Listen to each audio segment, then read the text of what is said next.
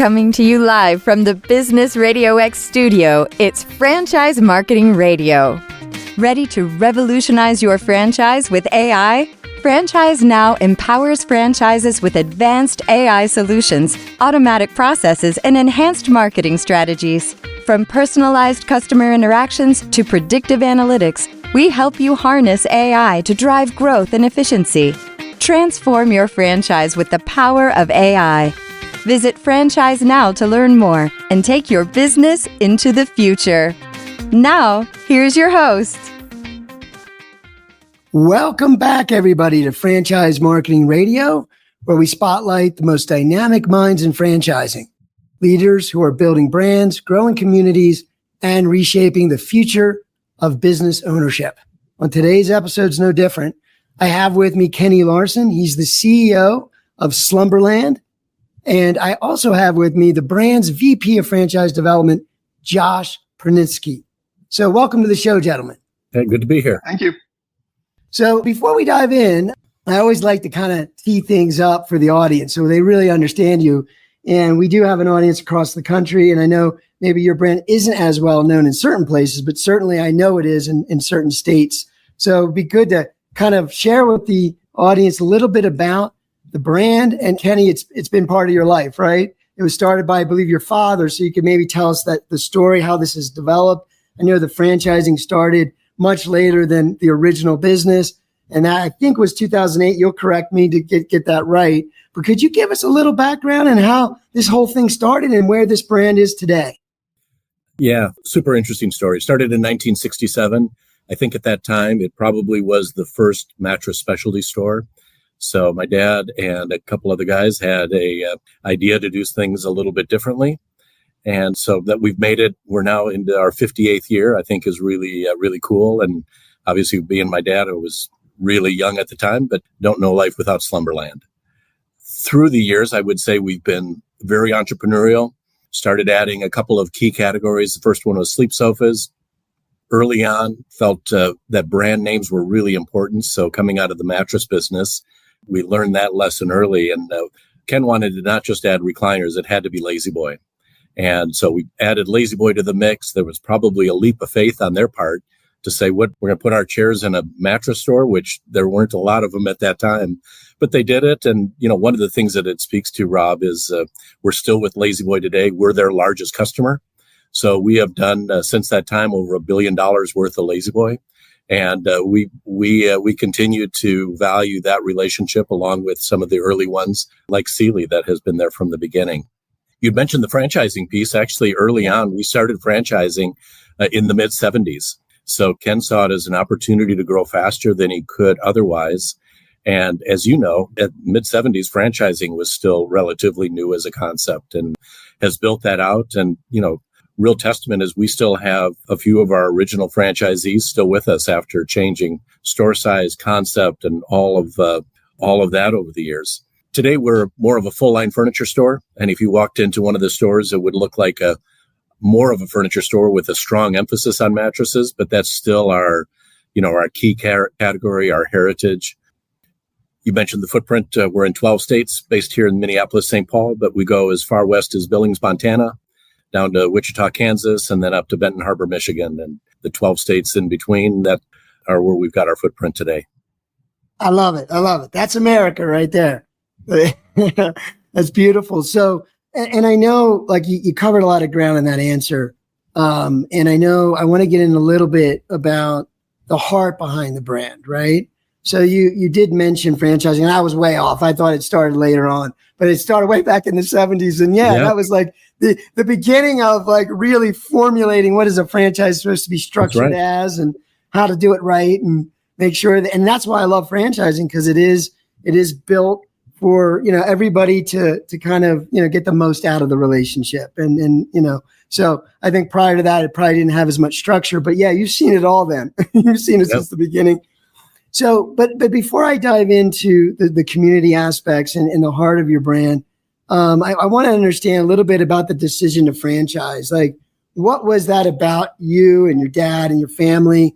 Because there's that connection. Not only did you build an incredible company, right, and a brand, and you mentioned things like like Lazy Boy being with you since the beginning, being their best customer. And I mean, that does say a lot to be anyone's biggest customer and for that long.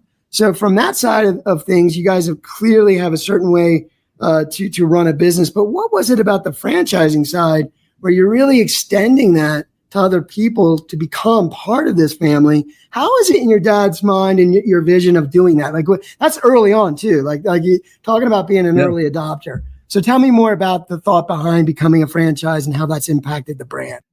Yeah, I think, Ken has always had a mind towards growth, mind towards continuing to ask the question of what's next.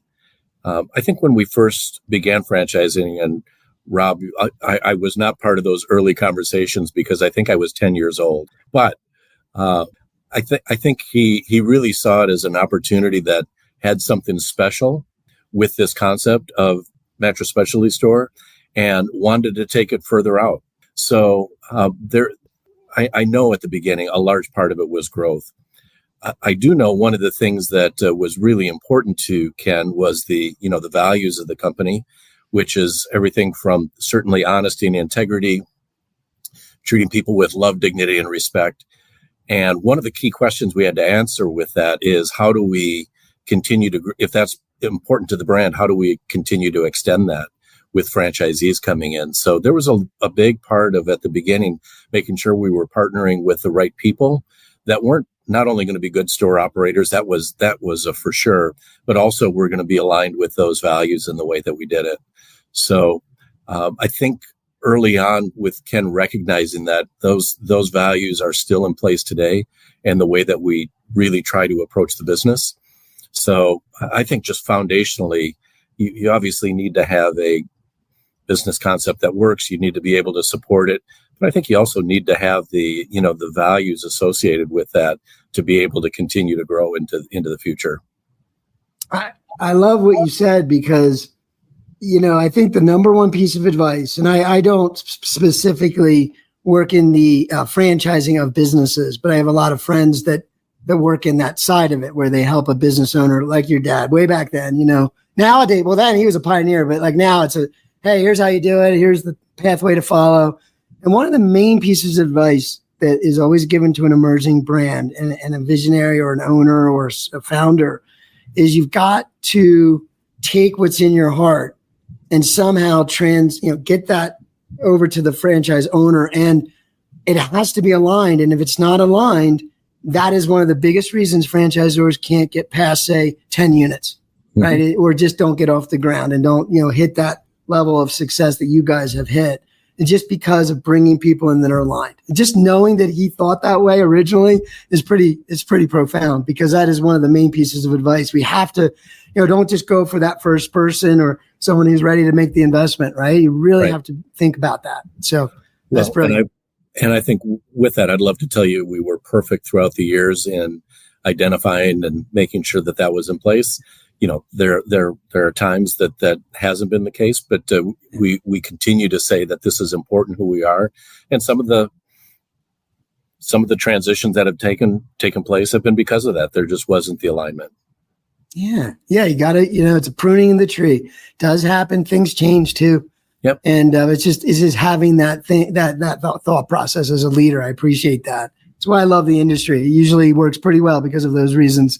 So anyway, let's dive into, being a franchisee. We're going to talk more about the business side, but I really think the heart for a lot of brands that I talk to is these business owners really become connected to their communities. They become leaders. And it's one of the fulfilling things about it is that, if you're running a sizable business like your operations and you're in the community, there's impact there, right? And obviously being able to be proactive and structure some ideas, not only for your franchisees to think about, but just in general, just being a good business leader. But you do have some programs that you work with them on. And one of them, I think, is 40 Winks, right? And I wanted to see, Josh, if you could share more about that, but more than just the program itself, what's behind that? And how do you try to use those types of programs and others so that the franchisees, the owners there in those markets can really connect with not only consumers in the market, but other businesses and make an impact? Yeah, absolutely. I think I'll let Kenny speak a little bit more to the history of how 40 Winks got started and kind of the family enterprise behind that. But what I'll say is on the franchise side, we really do from the very beginning make this part of our message, part of what we do overall as we talk to franchisees that are coming into the system, and then make it part of our daily speak every day, right? And so as we're talking about giving to the community and connecting with the community, and that's part of the beauty of franchising, right? Is that you have at Slumberland, right? We've got owner operators living in the communities, and so you work where you live and you make connections, and being part of the community becomes just incredibly important. And so to have resources like 40 Winks as a foundation to sort of lean on and say, this is something we can stand for, to be able to give beds to kids and to help in the community in the area that's needed most. It's incredibly impactful. But again, I'll let Kenny speak a little bit more to the history of that. Yeah, I would say Rob mentioned the values at the beginning. One of them is that we do give back to the community. We have an aggressive goal every year that it's 10% of our profits go back to communities. And that's something that has been in place from the beginning. One of the things that we recognized is that there's a tremendous amount of need with too many kids sleeping on the floor. It ties to our key categories. So we set up a foundation called 40 Winks. The sole purpose is to give mattresses through different charities to kids that are sleeping on the floor. And we want to make sure that that's happening not only in the corporate markets, but also give the opportunity to make that happen in the franchise markets too. So the Larson family takes care of all admin expenses, everything associated with that foundation. So 100% of the dollars that get donated to this foundation go to a mattress, so the kids, we can leverage that as much as we can. To Josh's point on the franchise piece, one of the things that I should have said at the beginning, we do have corporate stores and we do have franchise stores. It's about 55 corporate, 70 franchise, round numbers. And we've got a lot of just phenomenal store managers, and they do incredible work every day. But I would tell you, they can't have the same impact in the community by saying, I'm the franchise owner of this one. It's just a different message. And we have a lot of our store managers that are active with 40 Winks. They're serving on the chamber. They're part of it. And we encourage that as much as we possibly can. But I would just tell you, it's different when you're the owner of that location or locations and you're part of the community. So I think it's a tremendous part that franchisees need to leverage, because it's a tremendous impact. Yeah, I look at it as, this is kind of marketing I like to do, giving back first. I think the previous, say, 30 years with all this technology that's come into our lives, very much it's become, a results and advanced world. And that's just good marketing because of the change in the way we kind of give people, like with software or even Google, using Google search, right? A tool like that, it's free, just use it. Well, it's not really free in a sense, but that's the way consumers think today.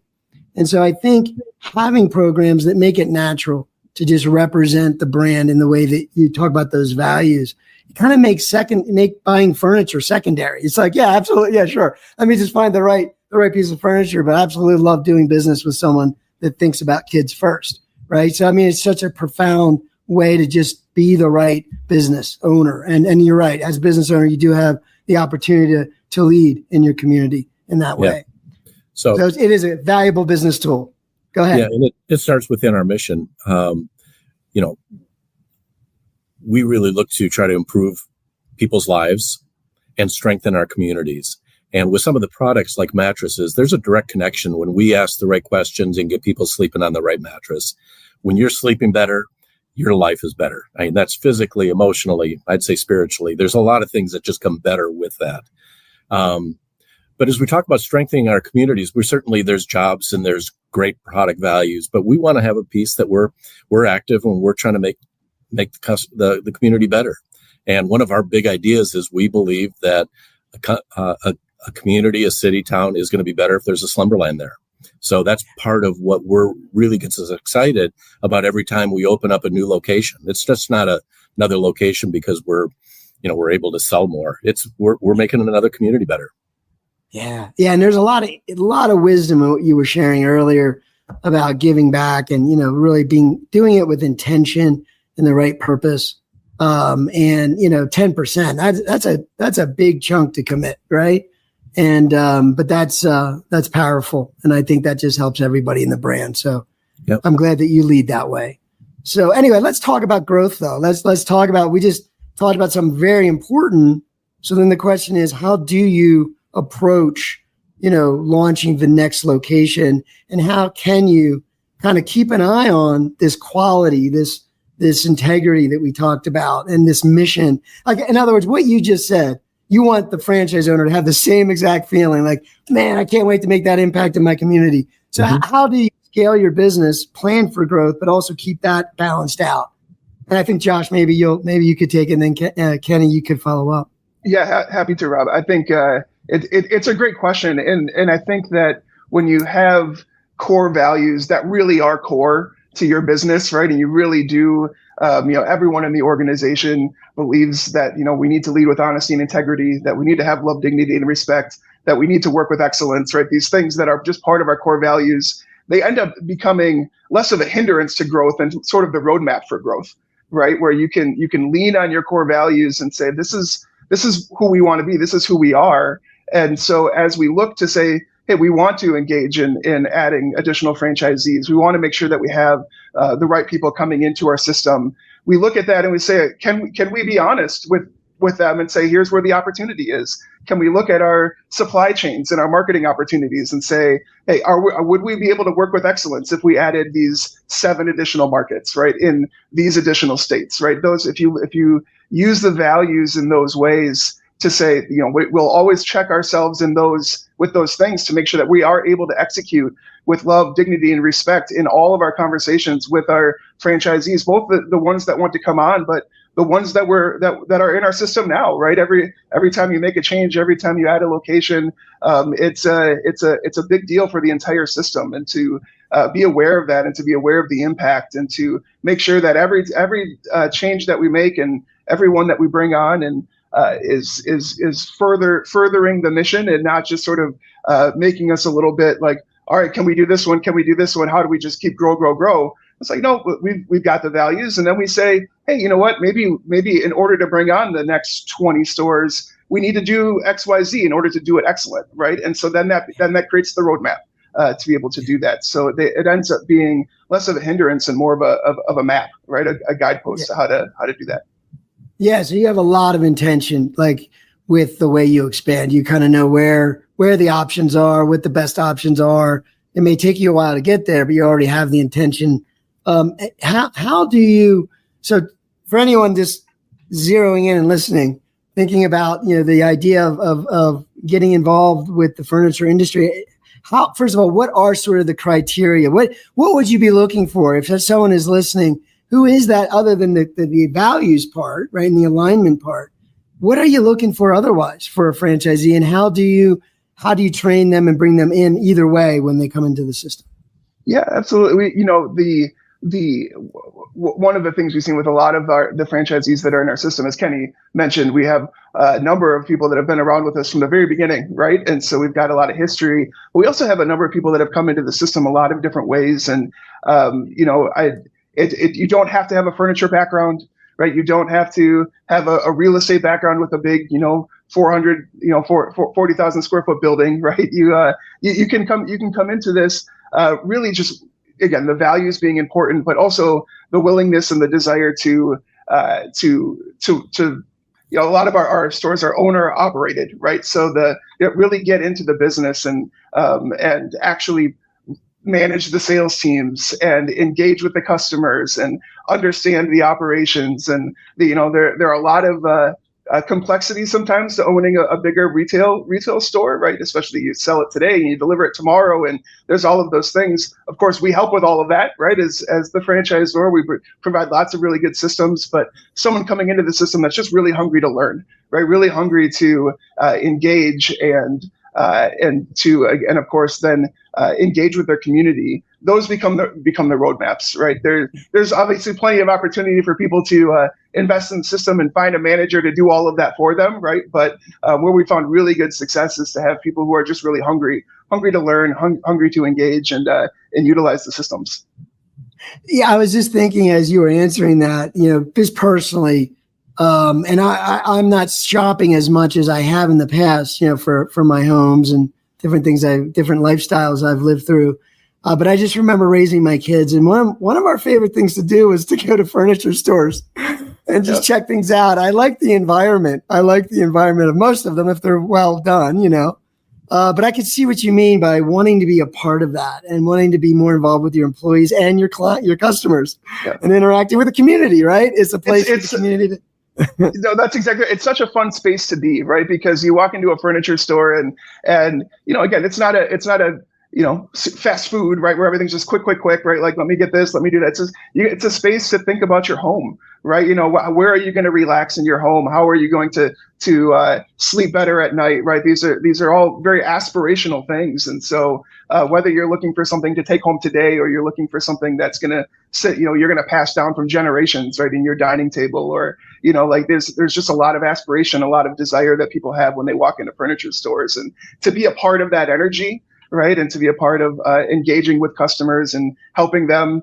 improve their lives, right, I think is it becomes a big part of it. Sort of just naturally dovetails into everything else that we do. Yeah. Right. Go ahead. One of the things that we really try to think about with the products that we offer is to think as big as possible. So as Josh mentioned, the dining table, it's not just a place where you eat. It's a place where some of the most important family discussions take place. It's where homework's getting done. It's where, bills are paid. That may not be the most fun part, but, it's a big part of the family's home. And the sectional isn't just a place to sit. It's like where families come together and they watch movies and sporting events. And when we start thinking about it in those terms, it's a real privilege to be able to interact with people and then literally come into their homes. We do the delivery, and to be able to set that up and to see the impact. And it's one of the things that gets me excited every day coming in. Yeah. It's everyday life. It's such a big impact. Like you said, these things you use every single day of your life, some of them, and they become integral to your lifestyle. So it's very cool. So I want to get into innovation a little bit, because I want to underscore a little bit the undertaking that you guys, you make it look easy, right? So we just talked about someone coming in, they really have a background in furniture, running a furniture operation. So you've got the roadmap to make that happen if they've got the right, call it DNA to do it. But there's got to be a lot that goes into that operationally, right? You've got a lot of smart people and you guys have processes. So tell me a little bit about technology, a little bit about innovation, how you've used it through these years and how you plan to use it. Now, we know there's a lot of new technology in front of us every day. We hear about AI a lot. Don't know if you guys, how you're thinking about that right now, but at the end of the day, thoughts on innovation. Do you have some specific examples that you could share that have really made not only it better for your franchisees, but better for your clients alike and customers? I'll go first, Josh. We can tag team this one. Coming out of I'll start in one key, which is just a big challenge for the industry, is supply chain. Coming out of the pandemic, which blew up literally everybody's supply chain, we took the opportunity to completely redo it. And today have built multiple tools within there to make sure that we've got the product flowing that we need. Now, I wouldn't say we're perfect, but we're really leaning into it. And we're really at the front edge as we've kind of built out not only the process for it, but the data that we need, where we're going to be able to start leveraging some of the AI tools to do it even better. And I think over the last couple of years, we certainly haven't had an eye towards our data to be able to get us ready for all the automation that's coming. And I think the back end work is some of the least sexy part of it. But if you don't have really pristine data, the AI tools just don't work. Like, it's going to just give you not only inaccurate, but potentially damaging. So it has been a long roadmap over the last 2-3 years trying to get us to that point. And we're really on the front end where we're mentioned supply chain, where we're going to be able to start leveraging some of those things. Josh has been involved in a couple of those efforts too. So you want to share, Josh? Yeah, I'd even just to dovetail. Of course, supply chain has been a huge one, right? But one of the things, we don't make any of our own furniture, right? We partner with people like Lazy Boy, right? People like Sealy, and so those connections within those supplier networks and those not only on the supply chain side, but also on the marketing side, right? And on the e-commerce side, and on all of these different areas where the building of the connections between the different teams and the different systems to make sure it feels seamless, right? As you said, that kind of everything is taken care of, and using that data right across systems to make sure that we can make not only really good decisions within individual departments, but to really make it feel like everything is working together. And that, again, when you don't own every part of the system, right, it really means that you have to be responsible and really and take seriously what your role is in partnerships, right, with people that you bring into your system and that work alongside you, and make sure that you're open and honest about what you need out of that system and how we need different partners to work together, right, in order to bring these things together. And I think that's one thing that we've been able to manage really well, and we're continuing to be on that journey. But ultimately having that vision towards what do we want this to look like, so that way, to your point, Rob, things will continually change, right? AI is going to change a lot of things. Technology is going to change. But if you've got the structure in place, then you just are able to sort of implement them going forward. And we really feel like we've got a good system that we're building to be able to do that into the future. Yeah, and I'll tell you, I wouldn't necessarily say it this way, but I would say that COVID was probably a good thing in the sense that you responded in a way that then gave you a chance to clean up, do some house cleaning, and actually get ready for 2022 when ChatGPT was released. And I was someone involved in AI prior to that, but I'll tell you that made it very clear very early on what companies would have to do. And it's what you said. If you don't have the data structured in a certain way, you can't make it accessible and usable and get the impact that you would want to get for anything that is real internal, right? So you got to start to restructure and look at your data and your integrations and your partners. And now you're taking the lead. You're being the thought leader. And that's what we need. I mean, for those that are going to really transform at the pace where it makes sense, they're the ones that are doing what you're doing, right? Yeah. The ones that are already doing it. So it's perfect positioning for you guys, because you'll be able to pivot as things start to present, opportunities present themselves and make sense for your people. But what if you guys were to sum it up right now, just on that one point of, say, AI, is there something that you had on your mind? Let's just take franchisee onboarding and training and support. Any thoughts there on how you might use AI? Or maybe it's in marketing on the e-commerce site. Any thoughts there on how you might leverage some things? Or are you, and have you been testing things? Or what are your thoughts? Yeah, I'll tell you, there's a lot of really fun tools emerging around sort of training and onboarding and different capabilities that we've been looking at, sort of leveraging partnerships, right, to take advantage of, we've got lots of training content, of course, right, and lots of onboarding documents and lots of videos and everything across the sun, right, to help people get up to speed with what we do, both on the corporate side and on the franchise side. And again, some of these AI tools that are coming out to be able to just get the question in the moment, right? To say, hey, help me see, I need to learn this real quick thing about this particular sofa or this particular process, or how far my deliveries go, or any of those sorts of things, right? To be able to, chat GPT style, right? Be able to go in, but look at the content. And again, to Kenny's point, it takes building that content over a long time and making it consistent, which has been on our radar, such that we can, again, there's still work to do, but to be able to leverage those tools and put them in the hands of our franchisees. So that way they can, again, there's plenty that we'll do here at HQ to leverage those, but at the store level, and at the owner level, to be able to leverage those and to learn the systems really well, and ultimately learn their data really well, right? There's a lot, and we are continually evaluating those for sure. It's nonstop, right? Yeah. But believe me, you want to focus on the things that you could see that, okay, this can make an impact. It makes the franchisee's life better, it makes the consumers better, whatever. Can you see it? Because otherwise it's a lot of noise and a lot of change, right? But you're hitting all the right things. And it's about that data being structured in a certain way, right? It can reference it, but if you don't have great training data, then it wouldn't be that good. Right. Give you the wrong answers to the outdated question, right? Or whatever.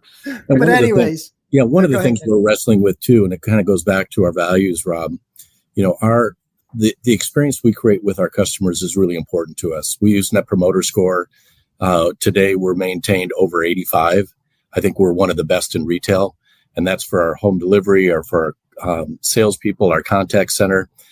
But as you think about AI, there's a lot of extensions now into the contact center, and we're trying to understand that. We're playing around with it. We're doing some testing with it. But it would be one of those, if we took a step backwards from our customer experience of what they're getting, that it's not as good.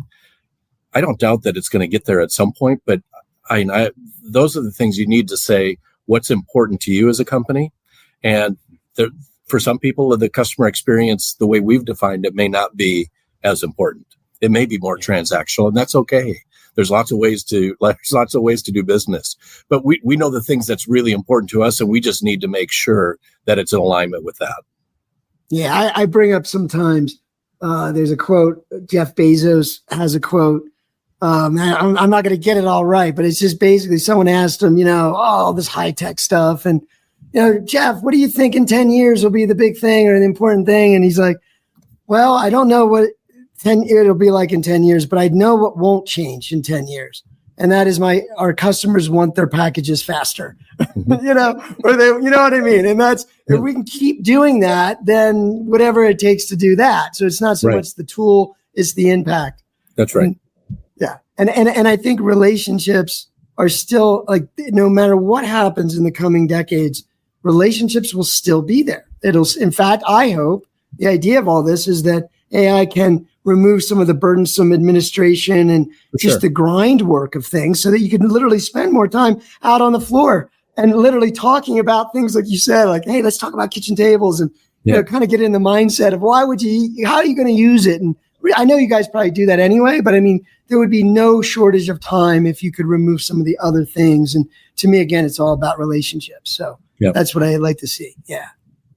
Well, great. All right. Well, let me, as we kind of approach the end of the show, I want to make sure we have plenty of time to talk about how you guys are leading your brand, right? As you said, it makes a big impact. It's making an impact in all the owners' lives, all the employees, all the people in the communities, all the children, which is pretty cool. Tell me a little bit about leadership. What do you think, if you could, and I'll start with you, Kenny. Is there anything you can point to in your career as being CEO that you've learned, right? Any one thing that you look back on and say, this is tried and true for me, and I always follow this? Well, that's a big one, Rob. So I'll could be a lot of them. Maybe pick one good one. Could be a lot of them. Yeah. I think one of the things that's really important is to understand who you are first, that self-awareness piece, and to lead through that to the best of your abilities. I think it's really hard to do some things that don't resonate with yourself personally. So I had a unique challenge coming up following my dad, who was maybe one of the best people persons ever. He was really, really strong. And we have really a lot of similarities, but there's differences too. So one of the things I had to figure out certainly was my voice in terms of how we do that. But also I knew I needed to be aligned with the values that were set. Like, I didn't have the ability to just change those because that wasn't. So I had a decision to say, am I aligned with that? But now I need to figure out what's the best way for me to articulate those. And I think that's one of the things that I would encourage any leader, that it needs to be from a place that's genuine, with conviction, and that you can lean into it. And as I said before, there's lots of ways to be successful. There's lots of different values that you can identify, but they need to be yours. And then you need to figure out building out your team and having the right people part of it, because I would be the first to say it is not all about me. I can't be everywhere. I can't do everything, but I need to set the stage for the leaders like Josh to be able to do the work in their areas. Yeah. And I got to say, I haven't known you long, but I've noticed in our interactions, you're very much that way as a leader, and the way you interact with Josh and the way you guys do things together. It's very much about empowering others around you. And I think the best leaders in the world are surrounded by really smart people, and they kind of like look at themselves like, man, I'm lucky. Yeah, absolutely. And you must, like, I've heard from a lot of CEOs of brands, like, yeah, and Josh, you probably feel the same way. It's like the franchisees you get to work with, right? You bring some of these people in, and some of these business, you learn from them too, right? And what a powerful way to keep growing, right? I mean, Josh, what are your thoughts? Yeah, absolutely. And I think when you get to work, you have the opportunity to work with franchisees, with independent business owners. There's just a wealth of knowledge there, right? And expertise. And to Kenny's point, right? When you know who you are, right, and you get a bunch of business owners that also know who they are, right? They bring lots of different perspectives to the table. And the beautiful part about being a franchisor is you get to, sort of leverage all of that knowledge and work together and figure out how to grow the brand together. And that's amazing. And I would say one of the biggest things that I've learned through that is to always assume whenever you're communicating with people and you're having conversations, you're not always going to agree with everyone all the time, right? That's the part about leadership is it's not always, just straight cut and dry. It's not a straight path all the time, right? But when you're having any conversation, to both listen actively, of course, right? But also it's always healthier to assume best intentions, right? Assume that when you're having conversations with people that they're coming at it from a place of goodness, right? That they're really trying to achieve well, right? To do the best by themselves, their family, their community, right? Their business. And again, you may not always agree, but when you assume best intentions, some of those roadblocks that sort of sit in the way of future growth and future conversations, they sort of move out of the way, right? Because then you can come at it from the same place. And I think, again, you can't lead anybody if there's no one following, right? And so you have to make sure that you're understanding that everyone that you're talking, whether you're leading directly or you're just helping to kind of bring everyone together, that you're just assuming that we're all coming from the same spot, and then it's much easier to move forward. I love that. Thank you. Because I do think, obviously you have to work through conversations, but I think we all experience this where, you have these conversations with folks and there's this sort of wall, there's this sort of, blockage of, we're animosity or what have you. And it's like, no, don't approach it that way. Approach it from, we all want the same end goal, which is to be successful, help the customer, be better at what we do. So at the end of the day, get there, focus there. And that would make any conversation a bit easier to get through. Just approaching. Yeah. Exactly. And when you have things like core values and missions that are just, they're set in stone and it's what you do, right? It makes it easier for everyone to just come back to the source, right? Because we all know where we started, right? And so then it makes it easier to just assume that we're coming from the same spot, even if we don't agree in the moment. Right? I love it. So I wanted to just ask one quick question before we do wrap things up officially, but I want to make sure, because I know this type of business is a big operation. You said earlier that, it could be different types of people, right? It's not necessarily someone who has previous experience in retail or in furniture industry. Is there something that you want to make sure that anybody's out there thinking or wondering, is this a fit for me? Is there anything you want to remove or just make sure there's no preconceived notions about how they could get into it? Also, being very transparent at the same time. Is there anything that you find when you have your initial conversations that is usually not known by the other party and you kind of clear it up real quick? But is there anything you want to make sure that you clarify about the opportunity and so that no one has any preconceived notions like, oh, I could never do that. I don't want to have these limitations when they shouldn't be there. So what would you say to that?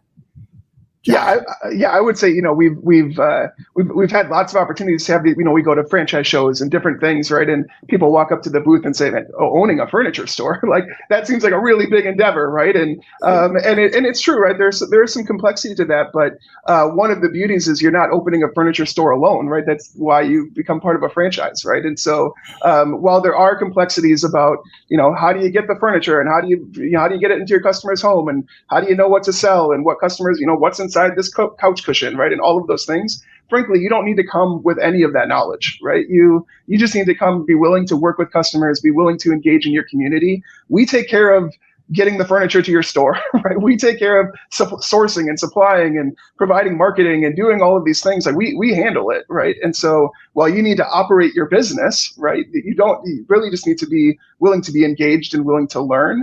But it's not necessary that you know how to go source product from overseas, right? Or figure out, like none of those things that, like, we take care of all of it. And so really that's where I said people can come from all different backgrounds. And as long as you're willing to engage and willing to learn, right? Again, it's a big square foot, right? But it's really just the process of taking care of people and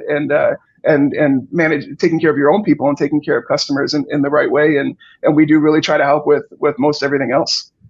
I'm just thinking about myself. So I do the podcast as you're on it right now.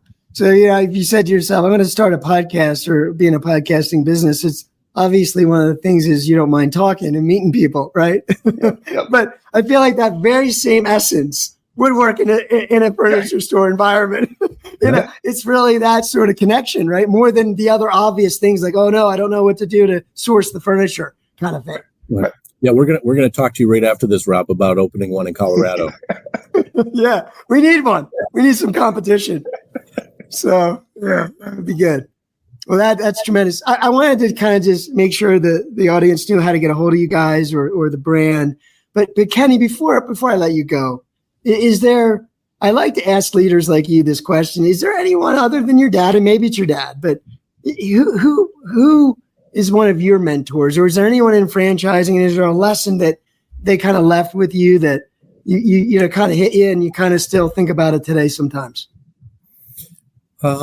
Yeah, there's been a lot of people over the years, Rob. It'd be hard not to point to my dad because, obviously from the beginning was there watching it. And I would tell you, I've got 3 brothers and a sister. 2 are involved in the business, 2 are not. There was never any pressure that you had to be part of it. And all of us are wired really differently. But I would just tell you, for me, growing up in it and watching it, I knew at a young age this is what I wanted to do. So I've been doing it for a long time now, and it's been awesome. I think one of the things that Ken just did a great job with is, creating that environment to say, be here if you want, but also then the opportunities. So over the years, I got exposed to all sorts of things, probably earlier than maybe I even should have, given what my title was. So between whether it was people on the marketing side or research side, people that were on the, I'll say the business improvement and the operations or process side, I did get exposed to a lot. And, I'd be the first to say there were tons of people that gave me a lot of gracious leeway as I was coming up. Yeah, that's beautiful. So what would be the best way if someone is now that we've tipped them over the fence, right? What's the best way to get a hold of you guys if someone would be interested in learning more?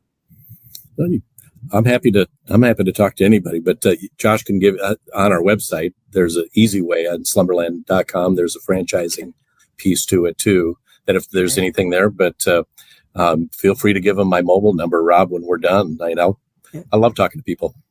You got it. Well, and then Slumberland is just slumberland.com, right? I think. Yeah, that's exactly right. And I'd say check us out, right? Slumberland.com. It just as the retail site, you can see what we're all about. You can see what we offer and all of those things. And then, of course, there is a franchising page right on the homepage, right in the upper left-hand corner. You can get to franchising opportunities, and all of my contact info is right on that page as well. I appreciate it. Thanks, guys. And I always encourage folks to reach out and learn more because, again, that first level of consulting that all of you guys are generous enough to give, for anyone that says, I think this might be for me. It's always great to talk to people like Josh. So take advantage of that. It can help you understand the big picture of his industry and others in the franchise world. So it's been great having you guys on the show. I really appreciate it. Yeah, enjoyed it a lot. Thanks, Rob. I appreciate it. Thank you, Rob. I just want to thank the audience as well and encourage you to share the episode if you found value. And bye for now.